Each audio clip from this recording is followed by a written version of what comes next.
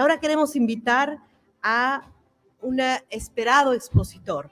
Hablamos del doctor Alfredo Jalife Radme. Él viene de México, especialista en neuroendocrinología y egresado de los Institutos Nacionales de Nutrición y Neurología y Neurocirugía, máster en Administración de Empresas y miembro de la Academia de Ciencias de Nueva York. Jalife fue seleccionado por la revista Líderes Mexicanos entre los 100 mejores expertos de petróleo, catalogado en el ranking global de los mejores analistas de geopolítica, primer lugar en Latinoamérica y tercer lugar mundial. Profesor universitario en varias casas de estudios nacionales, mexicanas e internacionales. Desde 2012 se inauguró la cátedra Alfredo Jalife Radme en el Centro de Estudios Geoestratégicos de la UAM. Recibió la Medalla Iberoamérica por parte de la Fundación Honoris Causa Internacional por ser el mejor experto en geopolítica y el más influyente de habla hispana. Es analista en geoeconomía del periódico El Financiero y de globalización y geopolítica de La Jornada, colaborador del portal Sputnik en español, comentarista de CNN en español y TV Azteca. Autor de 25 libros, entre ellos mencionamos los más comentados y leídos: Guerras geoeconómicas y financieras, El petróleo del Golfo Pérsico de México, Los 5 precios del petróleo, Las guerras globales del agua, privatización y fracking, Litio y su dimensión geopolítica y Nuevo orden geofinanciero multipolar, desdolarización, divisa BRICS. Quiero pedirles un gran aplauso para darle la bienvenida al profesor y doctor Alfredo Jalife Radme.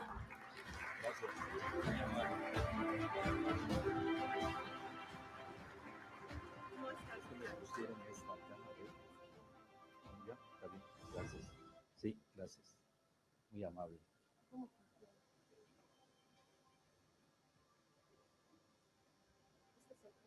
Gracias. ¿Sigue el acuerdo de ayer de 60 minutos? Así es. Bueno, gracias. Bueno, un placer enorme estar con ustedes. Agradezco mucho la invitación del ministro Franklin Molina, con grandes personalidades de la energía de América del Sur, ¿no? Prácticamente todos son de América del Sur. Y sobre todo que a mí me encanta estar siempre con alumnas y alumnos.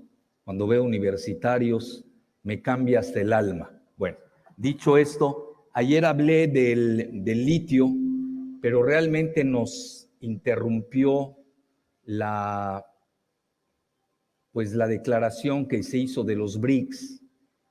Y aunque me faltó gran parte de lo del litio, pero sí valió la pena, porque eso me lo pidió el ministro Franklin Molina hablar, pues qué significaba, lo dijimos en forma muy rápida, sucinta, pues esta cumbre que yo le llamé tectónica, que se dio en Johannesburgo, Sudáfrica. Y hoy lo vamos a profundizar en la medida de lo posible. Muchos dirán, bueno, ¿y aquí el litio qué va a pasar con él, con este ascenso de nueva cuenta de los hidrocarburos? Porque si ustedes se dan cuenta y diseccionan y escudriñan a los nuevos miembros, a los 6 nuevos miembros de los BRICS, van a decir, bueno, aquí ya prácticamente entró de nueva cuenta la OPEP. Ustedes saben que la OPEP quiere decir la Organización de Productores Exportadores del Petróleo. Pero si ustedes se van a los BRICS, el único exportador de petróleo es Rusia.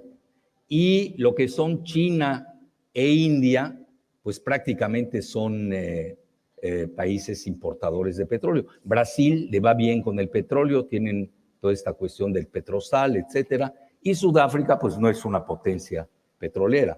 La importancia de Sudáfrica, ahorita la vamos a ver, es su posicionamiento muy geoestratégico entre el Atlántico Sur y el Océano Índico. Entonces ahorita vamos a ir descubriendo, porque eso van a ir saliendo muchas cosas de lo que sucedió.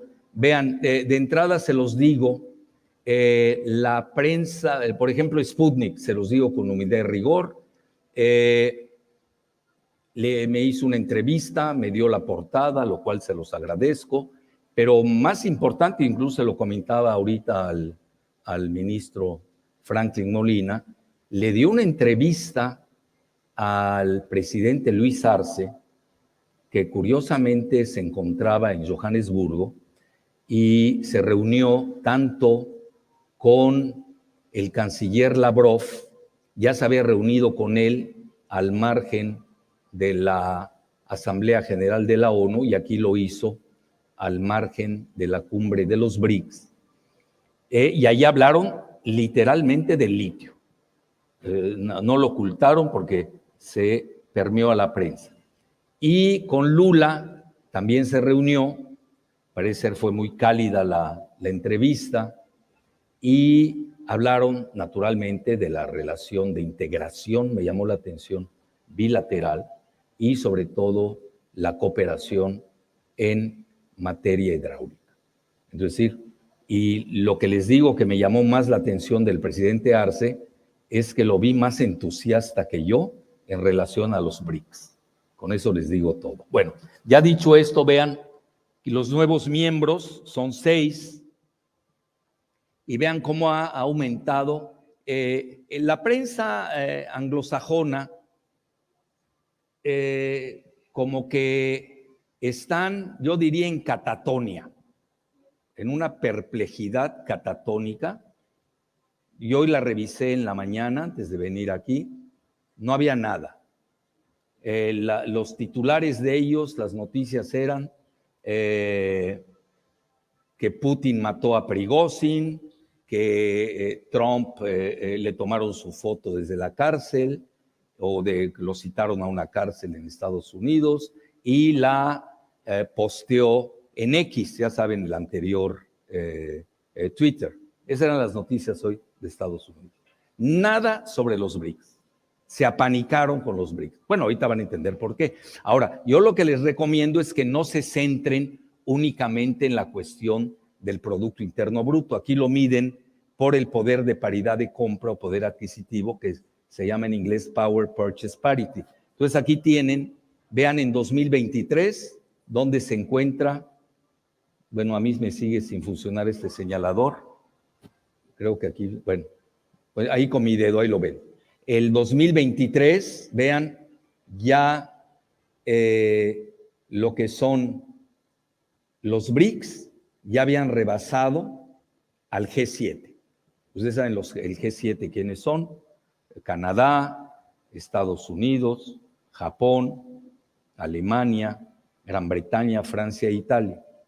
Ya los rebasaron los BRICS. Es importante que los den antes de la cumbre de estos 2 días. Y vean antes cómo venían, vean en 1995, donde se encontraba el G7, 45%, y los BRICS apenas andaban en 17%. Y ahora, vean, eso ya se revirtió, ya es un punto de inflexión importante. La siguiente, por favor, porque a mí no me está funcionando esto. La siguiente, lo voy a estar diciendo. Gracias. Bueno, vean, los nuevos 6, que cada uno tiene su razón de ser.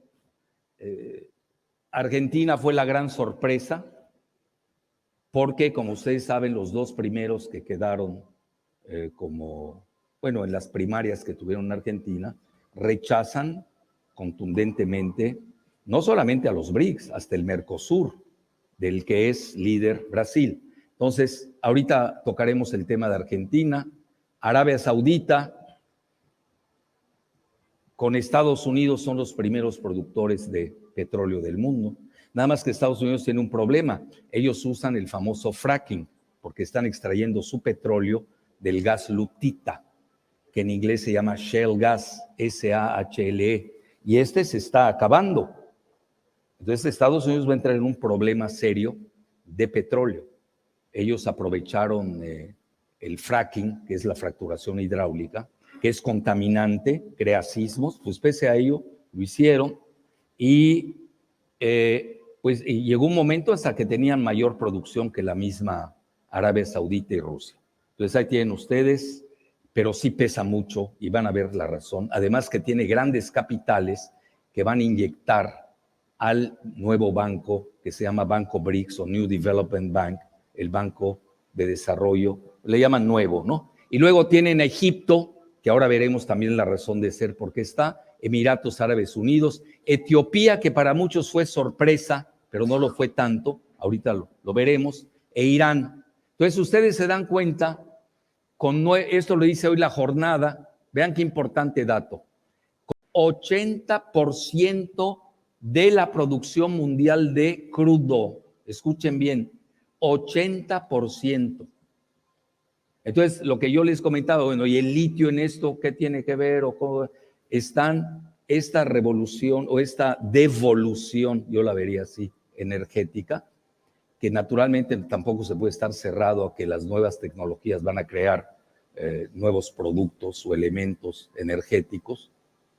Nunca se sabe, el genio humano es tan constructivo como destructivo. Y ahí que tienen cómo el litio pues forma parte de toda esta complementariedad. Yo diría pluralidad energética. ¿Y cuál es el país que más lo ha manejado? Pues ha sido China. China tiene todo, porque tiene que alimentar a 1.400 millones de habitantes. Produce petróleo, pero es insuficiente. Produce alrededor de 6 millones de barriles diarios, pero es muy poco para ellos. Tienen que importar petróleo y gas, tanto de Arabia Saudita, de Irán, de los Emiratos Árabes Unidos, etcétera. Son los líderes en materia de energía eólica y solar, así que a los chinos no le van a contar nada del cambio climático. Y luego ustedes, y ahora están estudiando, haciendo investigaciones sobre la fusión energética con el famoso torio. Entonces, ellos son plurales, así como ustedes lo son plurales a nivel plurinacional, ellos lo son a nivel energético, porque saben que ese puede ser su talón de Aquiles. Entonces ahí tienen, busca el grupo un nuevo equilibrio internacional y no es gratuito que los contrapunteen con el G7.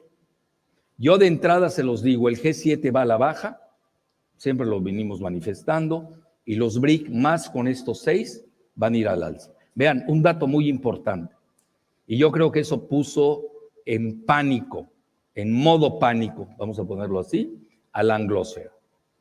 Más de 40 países de los 193 países que hay en la ONU manifestaron su deseo de ingresar a los BRICS. Nada más escogieron a 6. Bueno, hay muchas consideraciones. Incluso la prensa de la anglosfera manejó que India no quería que hubieran mayores ingresos, lo cual fue totalmente falso.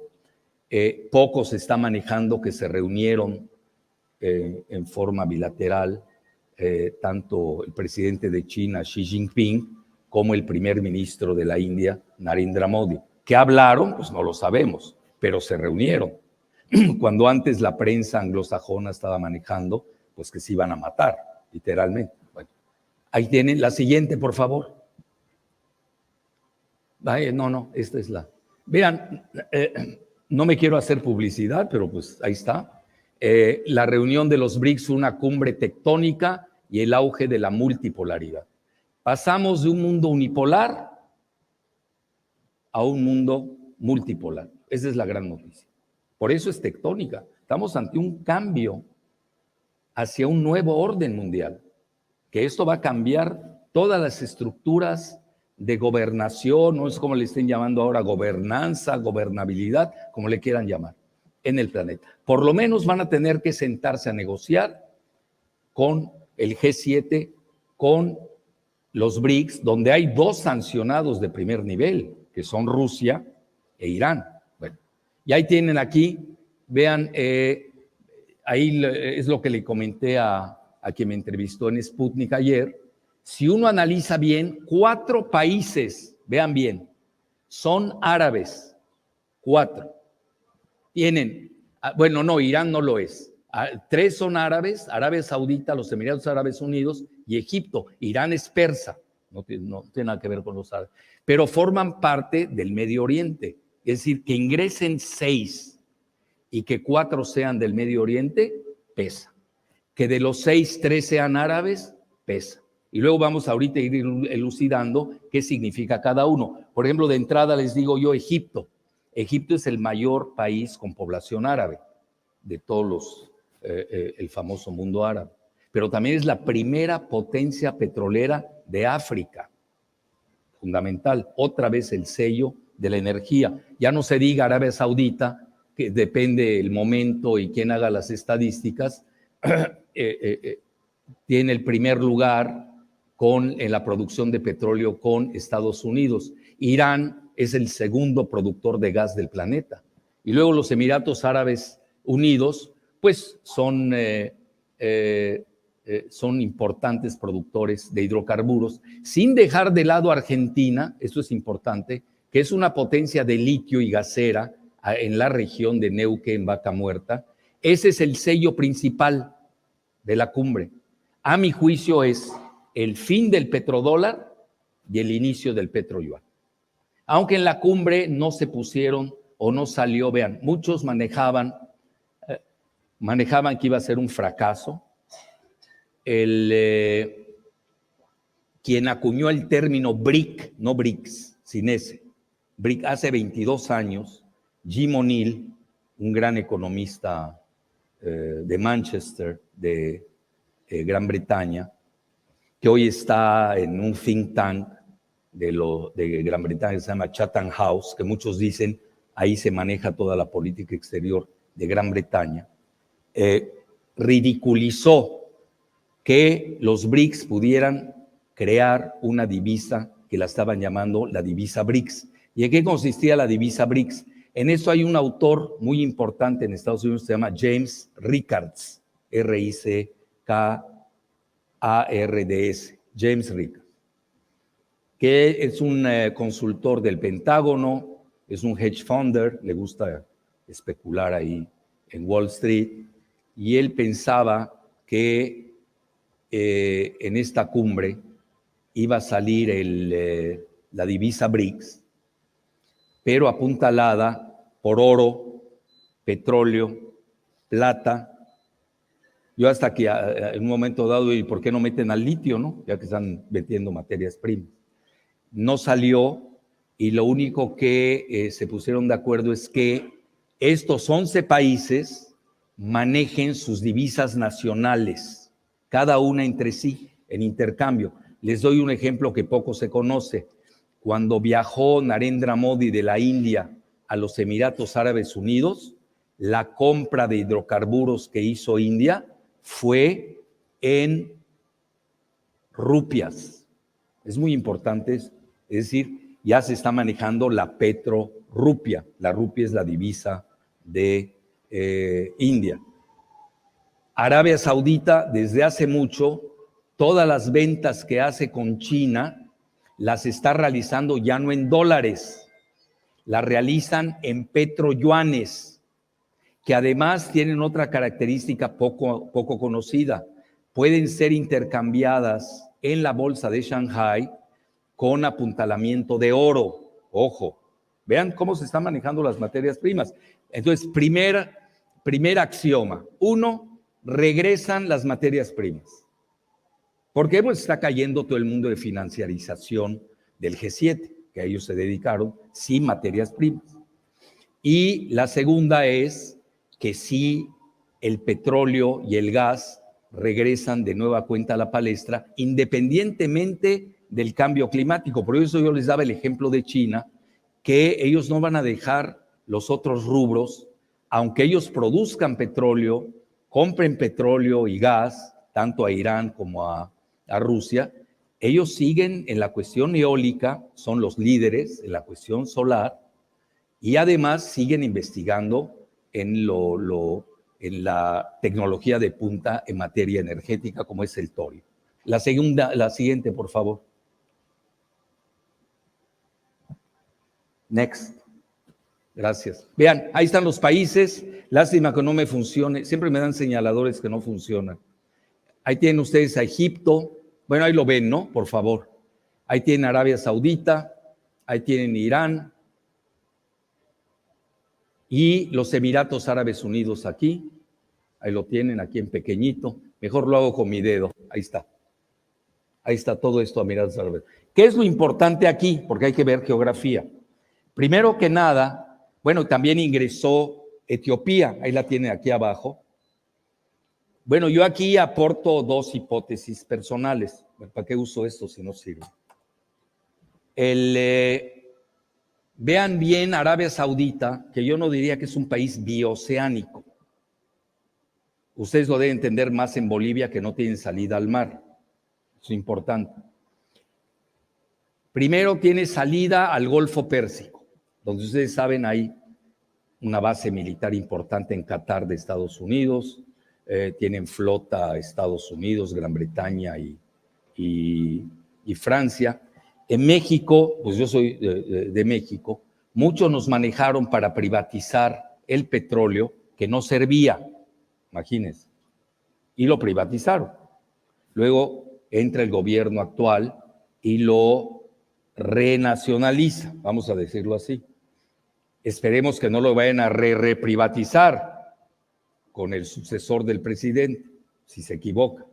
Entonces, decían que no servía. Vean el mundo de hoy. Regresó el petróleo. Los ingresos que ha tenido Rusia, a pesar que le quitaron por las sanciones 350,000 millones de dólares, hoy los obtuvo. Ya desplazó en el 5º lugar del ranking del Producto Interno Bruto por paridad de compra a Alemania. Son datos recientes del Banco Mundial, etcétera. Entonces, vean muy bien, Arabia Saudita da al Golfo Pérsico, ahí está el famoso estrecho de Hormuz, que conecta el Golfo Pérsico con el Mar Arábigo. Y de este lado, del lado izquierdo, tienen ustedes el Mar Rojo conectándose, véanlo bien, con el Canal de Suez y su salida al Mar Mediterráneo, y de ahí conectado al Mar Negro y a la costa oriental de Siria. Y ahí tienen una presencia rusa. No crean que se dan en forma gratuita las guerras. Entonces, ¿qué sucede con el Mar Rojo? Primero que nada, baña a Egipto. Vean la salida, es por Bab al-Mandab, que en árabe quiere decir la puerta de las lágrimas. Conecta con el Golfo de Adén y conecta con el Mar Arábigo. Y aquí hago un paréntesis para Etiopía. Dice, bueno, ¿y para qué entraron? ¿Para qué metieron a Etiopía? La siguiente, por favor. Pues, ¿qué es Etiopía? Bueno, pues Etiopía es la sede de la Unión Africana, Addis Ababa.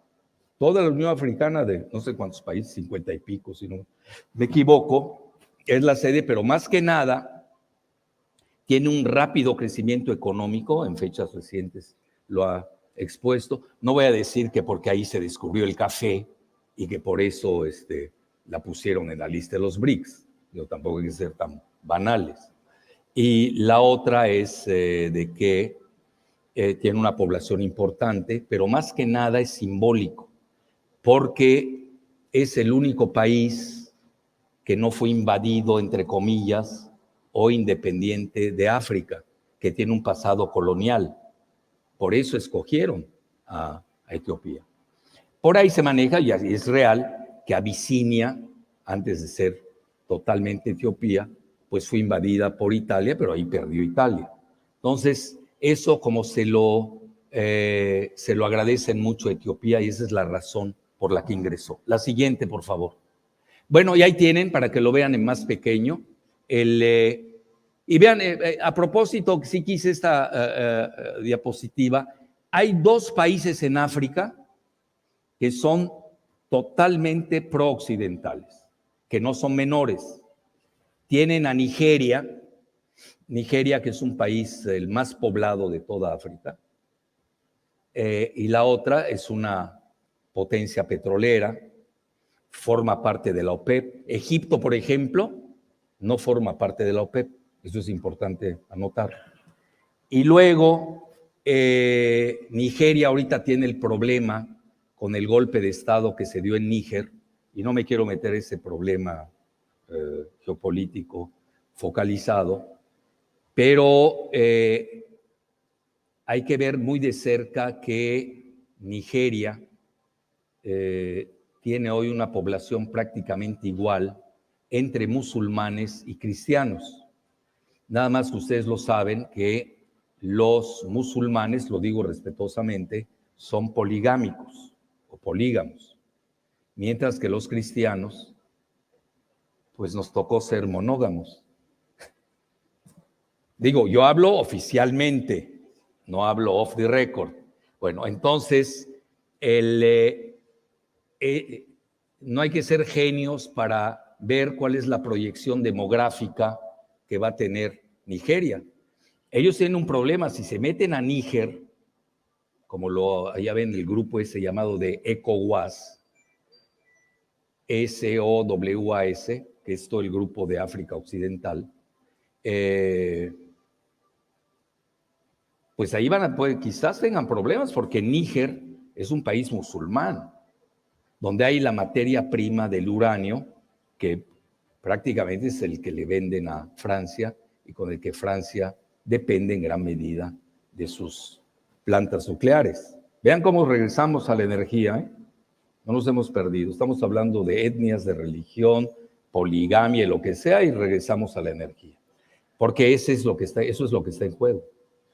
Y ahí el problema de Nigeria puede ser de que la población musulmana, que ya lo dijo, no está de acuerdo con una invasión a un país hermano llamado Níger. Bueno, si ustedes me preguntan, y aunque no me lo pregunten, se los digo, lo que está pasando en Níger es la prolongación de la guerra de la OTAN en Libia y de la guerra que está aconteciendo ahora en Ucrania. No hay que perderlas de vista. Están bien interconectadas y conectadas entre sí. Entonces, ahí tienen ustedes Nigeria, en estos momentos sí está del lado de este bloque, si le pudiéramos llamar así, del G7, y no está llevando la misma política de otros países de África en general. Y igualmente Kenia es muy prooccidental. Alguien dirá porque ahí nació el papá de Obama o por lo que quieran, aunque dicen que Obama nació en Hawái, yo ya me perdí de dónde es Obama. Creo que ni él lo sabe, al final del día. Bueno, la siguiente, por favor. Y ahí tienen la importancia de Etiopía, que ahí tienen ustedes a Eritrea, que pertenecía a Etiopía y ya se separó, pero vean la cercanía que tiene con Djibouti, donde hay un puerto, es la única base militar que tiene China. Imagínense, la única. ¿Y dónde escogieron? En el Mar Rojo, para que vean la importancia, porque todo el mundo ve esto que les estoy comentando. Imagínense, si yo lo veo, que soy un don nadie, se imaginan ustedes el Olimpo. Todos lo ven. La siguiente, por favor. Y ahí lo tienen, esto lo ven más claro, como allá hay, por ejemplo, un oleoducto, ahí a través del canal de Suez, lo que es como los dos estrechos, Bab al-Mandab y el estrecho de Hormuz, es decir, dos países de África Oriental, Etiopía y Egipto, hay que verlos junto al Mar Rojo. Y Irán, otro que ingresó, Arabia Saudita y Emiratos Árabes Unidos, tres países desde la perspectiva del Golfo Pérsico y la salida al estrecho de Hormuz y al Golfo Arábigo. Eso es geopolítica pura. Aquí no hay, me cae bien este, me cae bien el otro. La siguiente. Para que vean que sí lo hicieron, el ingreso de los 6 estuvo muy bien pensado. Digo, me va a perdonar Federico, porque él es argentino. Yo lo de Argentina lo entendí y no lo entendí, las dos. Hay razones para las que haya ingresado y hay razones para que se hayan arriesgado. Bueno, ahí tienen ustedes, eso es muy importante y se maneja muy poco. Eso es un foro de India, Brasil y Sudáfrica, así se llama, creado en 2003, y yo siempre lo he seguido, se llama IPSA. Vean cómo conecta a Brasil, a través del océano del Atlántico Sur. Vean a Sudáfrica, eso es lo importante de Sudáfrica. Y se conecta con India a través del océano Índico. La relación de India con Sudáfrica es legendaria. Ustedes lo pueden haber seguido con el Mahatma Gandhi, que fue incluso abogado en Johannesburgo, un gran abogado, por cierto, porque mucha migración de India bajaba a Sudáfrica y ahora mucha migración. Yo ahorita acabo de estar en 10 países durante 70 días en toda la región y pues lo viví. Viajé de Qatar a Nueva Delhi, olvídense, llenísimo. Y que vea, pues está lleno de población de la India. Hay mucha migración de India en el Golfo Pérsico. Entonces vean cómo se van dando las conectividades, no solamente geopolíticas, sino también étnicas, religiosas, citadinas, etcétera. La siguiente, por favor. Pero eso es clave, porque muchos también dirían, bueno, ¿y qué hace Sudáfrica ahí? Ya tenían pensado el IPSA. Acuérdense que hace 22 años se crea el BRIC, 10 años después entra Sudáfrica, y ahora estamos, después de la creación de la palabra BRIC, a 2023, donde entran 6 nuevos miembros. ¿Qué significa? Vean la rapidez del tiempo o su lentitud. De hace 22 años y luego 10 años, del BRIC a los BRICS, duró 10 años. Y del ingreso de Sudáfrica a la fecha, vean cuánto tiempo tardaron para ingresar a 6. ¿Por qué? Porque hay que estar viendo también qué está sucediendo en el mundo. Porque cuando O'Neill acuñó el término de BRIC, no lo hizo desde el punto de la perspectiva que hoy tienen estratégica o geoestratégica. Lo hizo, y ahí está su apunte, cuando escribe su famoso escrito en Goldman Sachs. Él comenta que era para meter a estos BRIC, Brasil, Rusia, India, China, al G7. Era para hacer crecer el G7. Fíjense qué interesante. Y hoy estamos, años después, 22 años después, estamos viendo que no, que esos BRICS que él desprecia, hoy están compitiendo y ya rebasaron al G7. Eso es muy importante entenderlo. Por eso hay que ir al paper original de Jim O'Neill. Y por eso está triste, yo he visto entrevistas en Financial Times, bueno, ridiculizó a la divisa BRICS. Dice, ¿cómo? Si no tienen banco central y tienen que hacer converger a bancos centrales. En cierta parte, si uno sigue la modalidad como se ha manejado el mundo anglosajón, tiene razón. Pero lo que estamos viendo es que hoy los BRICS son muy creativos. Están pensando de manera diferente, no están pensando financieramente, están pensando geoeconómicamente. Eso es muy importante entender. Pues si piensas financieramente, bueno, pues vas a estar especulando, tienes que tener guerras, dominas, controlas las materias primas y ahí sigues, que es lo que hicieron durante todo el siglo XX. Hoy es diferente, hoy están dando una nueva modalidad de desarrollo. China tiene las 3 rutas de la seda, la ruta de la seda continental, la ruta de la seda marítima y la ruta de la seda del Ártico. Y le están proponiendo al mundo, pues, otra opción de desarrollo. Por eso tienen ustedes lista de espera 40 países, se dice fácil. Y hay otros que quisieran, pero que no nos dejan, tipo México. Bueno, la siguiente. Bueno, ahí tienen, vean, la volatilidad de Argentina.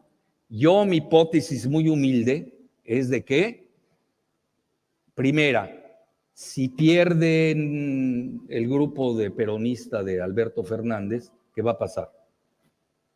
Pues no van a ingresar, el ingreso es el 1 de enero. Las elecciones en Argentina son si no me equivoco, el 19 de octubre. Primer escenario.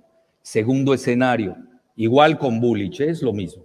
No hay que hacer tanta confusión entre Bullrich y Milei. Desde el punto de vista geopolítico es lo mismo. Son del bloque, diríamos yo, G7, pero del grupo esclavo. No crean que son del G7. Vean cómo tiene a la pobre Argentina, porque es un botín geopolítico. Y luego, el otro escenario es si gana Massa, pues sí se quedan en los BRICS. A mí se me hizo muy osado que lo hayan hecho. Entonces, a mi juicio, puede haber una consideración que entre de sustituto Bolivia. Póngalo ahí en el radar. Y vean, Luis Arce fue recibido, estuvo en la cumbre, fue recibido. Y vean qué dice: Bolivia desde el inicio apostó por los BRICS como alternativa al bloque decadente. Muy duro, ¿no? Yo creo la declaración más dura que vi en relación, lo estaba comentando al ministro Franklin Molina, fue la del presidente Arce. Decadente. Bueno, yo hubiera puesto declinante, ¿no? O alicaído. Pues el lenguaje español es muy rico, ¿no? Dijo decadente, lo cual es totalmente cierto. Bueno, yo lo puedo decir aquí, pero lo dijo un presidente, quiere decir que fue bravo el presidente. Y vean, aquí se reúne Fernández con Lula. Lula apuntaló demasiado a Alberto Fernández. Hoy ya se maneja, se filtra que quienes apoyaron la incrustación de Argentina fueron, en primer término, Brasil, en segundo lugar, China e India. Me llamó la atención que lo haya hecho India. Mucho. Bueno, eso es para discutir. Bueno, ahí tienen Argentina, Brasil. Bueno, Brasil solita, nada más vean el mapa de América del Sur, se come al continente. Ustedes lo saben. Más de 200 millones de habitantes, 220. Primer Producto Interno Bruto. Primera plaza bursátil en Sao Paulo. Tienen tecnología de punta. Ellos, si quisieran, pueden fabricar una bomba nuclear. Lo que pasa es la tienen prohibida por su constitución, etcétera, etcétera. Brasil es todo un tema. Es el gigante de Sudamérica. Y aquí véanlo, esto lo saca para que vean que sí lo seguimos al presidente Arce, sacó un tuit, dice: en el marco de la cumbre, sostuvimos una importante reunión con el hermano presidente de Brasil, Lula. Trabajamos en la ejecución de una amplia agenda bilateral de integración física. Muy fuerte ese término. ¿A dónde quieren llegar? ¿A dónde quieren ir? Bueno, y luego, ya se me fue, algo hice, una travesura. A ver. ¿Me pasan la siguiente, por favor? Eso. Integración física, hídrica, y ahí va la palabra clave, energética y cooperación mutua. Ahí tienen, para que vean por dónde van las olas, las corrientes históricas. Los alemanes le llamarían el Zeitgeist, el espíritu del tiempo. Hoy hay un espíritu del tiempo y se llaman los BRICS. Y vean aquí, pues ahí está la reunión con Lavrov. No sé quién puso ahí el litio, ¿no? Pero ahí lo tienen entre los dos. Estaban dialogando y lo filtra Sputnik de que sí, de lo que hablaron fue del litio. La siguiente, por favor. Vean, y India llegó, a mi juicio es la que llega, bueno, yo he estado leyendo toda más o menos en lo que pueda, ¿no? Hay que leer los pros y los contras, eso soy muy dialéctico, leo la tesis, también leo la antítesis, y luego saco mi conclusión, que es la síntesis. He estado leyendo la prensa de los 6 nuevos, menos el de Argentina, ya me ayudó un poco aquí Federico, ya me pasó el resumen. Y obviamente hay ostracismo. La prensa pues yo diría, es que anglosajona, yo no sé cómo un argentino puede ser anglosajón cuando les quitan las Malvinas, ahí luego me la platican eso. Bueno, entonces la prensa pro-anglosajona o pro-occidental de Argentina callaron el evento, al menos es lo que me reporta.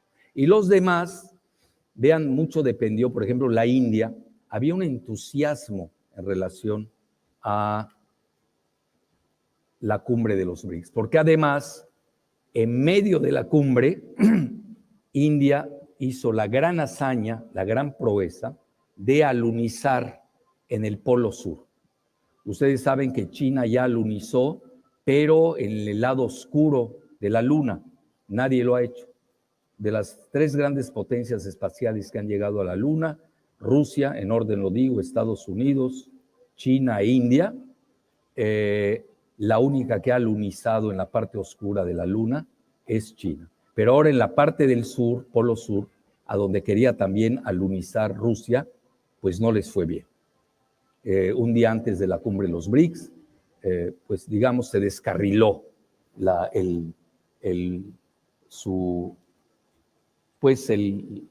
¿cómo se llaman? El convoy ahí que iba a alunizar. Bueno, a lo que quiero llegar, vean el festejo nacional por haber alunizado en el Polo Sur. Bueno, ¿esto qué les dice? Pues el gran avance tecnológico que tiene la India.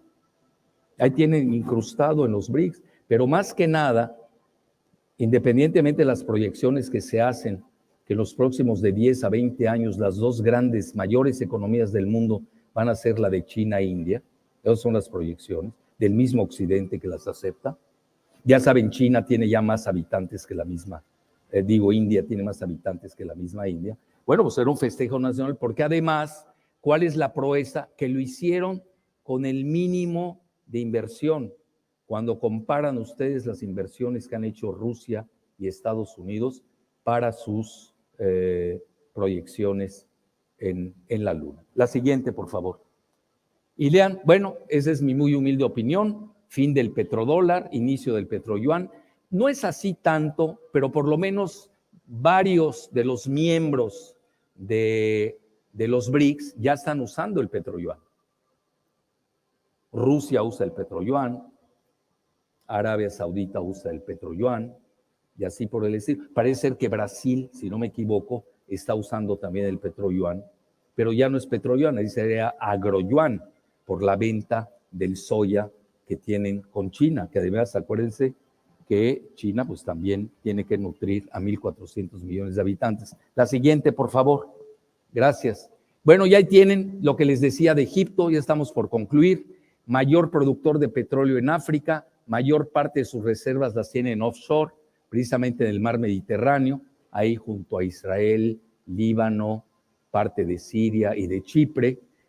Es autosuficiente en gas, tiene 12 refinerías y su principal exportación es petróleo y recursos minerales.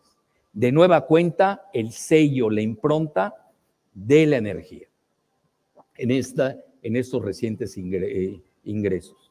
Entonces, no se olviden que aquí yo diría que es una complementariedad y una imbricación entre exportadores, que es la OPEP, y los importadores, cuya mayoría está en el viejo BRICS. Muy bien, la siguiente. Bueno, ahí están los 5 BRICS más 6. Viene la cumbre en Kazán, en octubre del año entrante. Vean dónde se encuentra Kazán. Kazán, cerca de Moscú, es la capital de Tataristán, en inglés es Tatarstan, que es una república islámica. Acuérdense que Rusia tiene 20% de población islámica. Y la característica de Kazán, no crean que le escogen al azar. Vean quiénes están. Probablemente entre el año entrante, como nuevo miembro, va a entrar Kazajstán. Muchos manejan que va a entrar Venezuela y Argelia. Bueno, ¿esto qué significa? ¿Saben a cuánto se va a ir el control de los BRICS en relación al petróleo? Al 90%, y retiembla en su centro la Tierra. Por eso puse cumbre tectónica, pues no estoy viendo nada más la cumbre de Johannesburgo, estoy viendo la continuación, obviamente si no pasan cosas, una tercera guerra mundial nuclear, bueno, olvídese. Estamos hablando tendencias tal cuales, van a haber guerras locales y quizás van a agudizarse, sobre todo en la periferia de los nuevos miembros de la OPEP. Vean mi lapsus, de los BRICS. Es importante señalar eso. Pero vean dónde se encuentra Kazán. La mitad de la población de Kazán son musulmanes y la otra mitad son cristianos ortodoxos. La siguiente, ya tienen ustedes una prueba, vean, esta mezquita de Kol Sarif, ahí la tienen en pleno Kazán. Muy bien. Ya son las últimas. Entonces, lo que quiero dejar es de que, a mi juicio, lo que pasó en los BRICS, viendo las declaraciones, creo que no pisaron el acelerador de la desdolarización. A reserva que hay que hacer 3 diferencias de qué es una desdolarización. Una cosa es la que maneja la prensa común y corriente, más corriente que común, que desgraciadamente es la mayoría, que es la que se va ¿y quién lo va a desplazar al dólar? Pues se habla del yuan. Yo ayer le platicaba al ministro Franklin Molina, que hay un libro que yo recomiendo mucho, que era mi amigo en paz descanse, incluso yo lo invitaba al Instituto de Investigaciones Económicas de la UNAM, que era Giovanni Arrighi, que pertenece a la escuela de pensamiento del que hizo el Sistema Mundo, que se llama Emanuel Wallerstein. Y él tiene un libro que recomiendo ampliamente para entender cómo las potencias que ganan, vamos a ponerlo así en términos boxísticos, imponen su sistema, imponen su divisa. Hay varias maneras de ganar.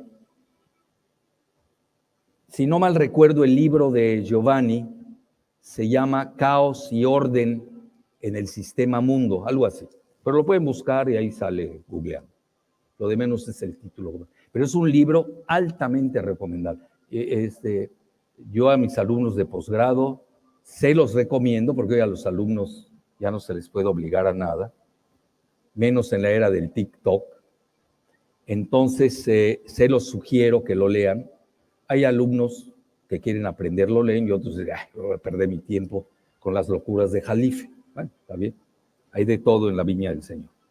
Entonces, es un libro altamente recomendable, porque se dan cuenta de cómo, cuando hay cambios, como el que estamos viviendo ahora, hoy lo que se da de los BRICS, por eso hablo de cambio tectónico. Incluso ayer yo estaba hablando de falla tectónica, porque las tienen, hay fallas. ¿Dónde están las fallas geológicas? Argentina es una, está en disputa.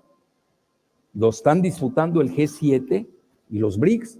Por eso India, China y Brasil están apuntalaron el ingreso de Argentina, pero falta que ingrese, que ustedes saben inicia el 1 de enero. Bueno, y si no ingresa, ¿van a poner a Bolivia? Es una pregunta, ¿eh? Yo ahí la puse en el radar, ¿no? Etcétera. Entonces, ¿qué pasa en este libro que recomiendo de Giovanni Arrighi, florentino, por cierto? Él comenta precisamente el florín holandés tuvo su gloria, fue sustituido luego por la libra esterlina, y ahora tienen ustedes al dólar. Mucho se maneja que va a ser el yuan. Parece ser, y eso atiza el fuego, la prensa anglosajona, para que se maten India y China, que es su sueño, de que India no acepta la hegemonía del yuan, que todavía no existe, falta mucho para el yuan. Bueno, independientemente de ello, a nivel del comercio internacional, que esa sería la primera desdolarización, sí se está dando, de hecho, precisamente, con la sustitución paulatina del yuan per se, solo, no necesariamente es el petroyuan, a nivel comercial. Y sí se ha visto que ha disminuido el porcentaje del intercambio comercial con el dólar vis a vis del yuan. Eso es una realidad. Y quizás esa sea la parte más fácil para desmontar al dólar. La segunda, que ustedes lo han vivido aquí, la sequía de dólares. Yo viajé por 10 países en 70 días y créame que se matan por $1. Entonces no hay que confundir al dólar que se maneja en las casas de cambio, que en la mayor parte de los países, sobre todo los menos desarrollados, pues se ha revaluado el dólar. Incluso ayer hacían alarde que tuvieron el dólar, le ha ido re bien en los últimos 15 meses. Bueno, depende qué países agarra uno, pueden hacer uno puede hacer 1000 maniobras aritméticas, y yo puedo hacer una en relación al PIB, otra en relación al G7, otra a los BRICS, y no acaba. Por ejemplo, el yuan a ese nivel se ha devaluado frente al dólar. Fíjense lo que son las cosas. Pero eso no quiere decir, ese es otro tipo de desdolarización. Y la tercera desdolarización, que esa es la más importante de todas, y ella parece ser va a tomar tiempo, no es tan aprisa, porque puede llevar a una guerra mundial. Es decir, Estados Unidos no aceptó que Saddam Hussein osara vender su petróleo por euros. Imagínense, por euros, que es una divisa cercana al dólar, aliada, incluso pudiéramos decir. Bueno, aunque estaban peleadas en ese momento. Y vean que lo que le pasó a Saddam Hussein, le valió una invasión. Muammar Gaddafi intentó hacer lo mismo con su gas y con su agua, y literalmente lo sodomizaron con la invasión de la OTAN, de Estados Unidos, Gran Bretaña y Francia. Es decir, Estados Unidos es su verdadero talón de Aquiles, el dólar. Eso es su máximo. Entonces yo creo que ahí se vieron muy prudentes en los BRICS, mientras manejan otro tipo de avances, en no ir tan lejos y ya entrar una batalla con una divisa BRICS o algo parecido en contra del dólar. Y ahí viene la parte más importante del dólar, es lo que se llama constituir una divisa de reserva, currency reserve. Son palabras mayores. Ahí es donde se juega todo el sistema financiero internacional hoy preponderante, todo lo que se llama el SWIFT, SWIFT, que maneja todos los intercambios. Ustedes envían $1 de Kazajstán a Bolivia y tiene que pasar por Estados Unidos. Ese es su verdadero control y esa es su verdadera fuerza. Entonces, ¿qué es lo que sucedió? Y con esto concluyo. Esa es mi muy humilde visión de lo que pasó con los BRICS. Pasamos de la unipolaridad a la multipolaridad. Nos quedamos a medias en la desdolarización.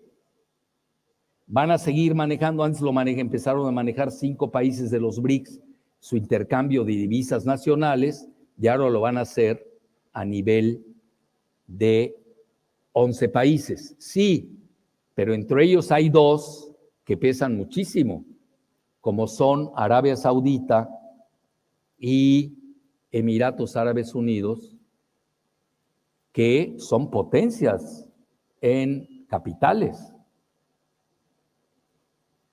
Y eso quizás tenga que ver con la inyección de más capital al Banco de Desarrollo que maneja Dilma Rousseff, que no crean que tiene mucho dinero, tiene 18,000 millones de dólares. Hoy lo estaba hablando con un personaje argentino y le decía, bueno, ¿cuánto equivale la deuda argentina? Me dice la mitad. Bueno, no sirve para nada 18,000 millones de dólares.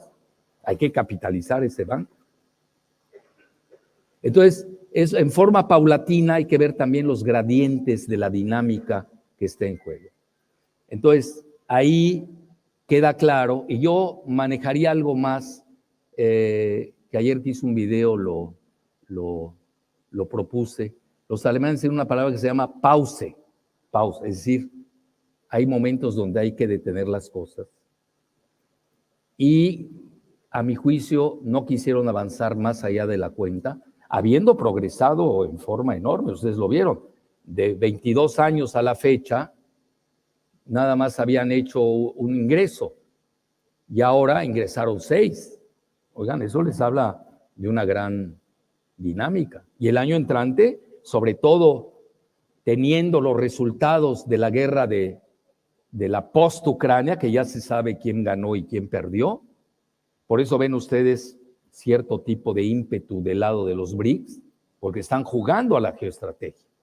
Es decir, esto no se estaría escenificando de no haber sucedido lo que yo siempre he llamado la guerra híbrida multidimensional que se significó en Ucrania, que es una singularidad y que tiene sus propias metástasis. Y es una fractura global de la biosfera, donde hoy tenemos dos bloques que ahorita se han reducido, los han reducido desde el punto de vista geoeconómico al G7 y los BRICS, pero aquí también habría que hacer otro diagrama de las finanzas. Y en las finanzas siguen dominando el G7, no hay que equivocarse. Habría que hacer otro diagrama paralelo al de la economía y van a ver que sí, todavía las finanzas del G7 son hegemónicas. En eso no hay que equivocarse. Sí, porque mucho se clava uno, la economía, ya tiene. Sí, pero no pierdas de vista lo otro. Las cuestiones financieras las siguen. Aunque alguien me dirá, pero hoy ahí de los 10 primeros bancos en el ranking mundial, están los chinos, tienen los primeros 5 lugares. Sí, pero son apenas, ¿no? Y cuando ven ustedes toda la banca occidental es muy poderosa. Hay que reconocer. Está en declive. Bueno, yo no usé la palabra decadente ahora. Está en declive, y sí se notan las tendencias, pero ese es el momento de ahora. Ellos tienen que jugar con la actualidad, no pueden estar viendo ni atrás ni hacia adelante. Ese es el momento que decidieron. Y sí vi mucha cordura, por ejemplo, que comentaban que esto no va en contra de Occidente, porque en realidad también adentro de este grupo de los BRICS hay países que no quieren romper con Occidente porque tienen una gran relación con ellos. Un ejemplo sería Arabia Saudita, otro ejemplo sería Emiratos Árabes Unidos, Egipto. Entonces hay países que no necesariamente, aunque estén en los BRICS, no necesariamente van a romper con Occidente. Entonces yo ahí sí plantearía eso. Hoy, por ejemplo, estaba leyendo la prensa de Qatar, Al Jazeera, que estaba citando a la Arabilla de Arabia Saudita. Imagínense cómo hay que leer en forma triangulada. Y decía, el gran vencedor es Irán. Bueno, ¿y por qué Irán? Porque sale de sus sanciones. Imagínense, Irán ya va a poder intercambiar con divisas nacionales de otros 10 países sin tener encima la espada de Damocles de las sanciones. Idem para Rusia, etcétera. Entonces, hay que irse con mucho cuidado cuando saquemos las conclusiones de los BRICS. Y yo les sugiero que vean el pasado, el corte de caja de hoy y no pierdan de vista el futuro. Pero lo que yo no perdería en el horizonte geoestratégico es de que dentro de los BRICS, pues ya están 2 países que se llaman Rusia e India, que van a ser las grandes superpotencias geoeconómicas y ya lo son desde el punto de vista espacial. Ustedes saben, China no solamente alunizó en la Luna, ya aterrizó, vamos a ponerle así, en Marte. Igual lo acaba de hacer Estados Unidos. Y Emiratos Árabes Unidos todavía tiene, tengo entendido, en la órbita alrededor de Marte, el descenso de su vehículo. Entonces, hay que ver muy bien todos los movimientos, tener muy bien la nivelación de lo que está en juego, pero sin perder de vista de que la dinámica del mundo ha cambiado en forma dramática. Pero tampoco quiero exagerar diciendo todo cambió en Johannesburgo. Ya venía desde atrás, ya venía, las tendencias ya estaban dadas. Ahora, ¿por qué países, 6 países, bueno, con la excepción de Argentina, que es un caso sui generis, vamos a poner 5, han aceptado ingresar? Oigan, cuando ustedes ven 2 países como Arabia Saudita y Emiratos Árabes Unidos, que dependen tanto de Estados Unidos, de Gran Bretaña y hasta de Francia, hayan aceptado ingresar a los BRICS, créame que es muy fuerte, muy fuerte. Tiene una tonalidad geopolítica que hace sacudir toda la región del Medio Oriente. Entonces, en conclusión, el mundo se está moviendo hacia Asia. Esa es la primera conclusión. Segunda, regresan los geoenergéticos más fuertes que nunca. Que eso ya se había visto en la guerra de Ucrania, cuando se dan dos efectos mayúsculos, la crisis energética global que ayer vimos y la crisis de los alimentos. Fundamental entender. Y ahí entra la cuestión de la seducción a África que está haciendo Rusia, que China hace mucho penetró en África, y ahí entra también Brasil, que no solamente es una potencia energética, sino es una potencia alimentaria. Quizás eso también lo vieron India y China al invitar a Argentina. Entonces, les deseo la mejor de la suerte con el futuro ingreso de Bolivia a los BRICS. Muchas gracias.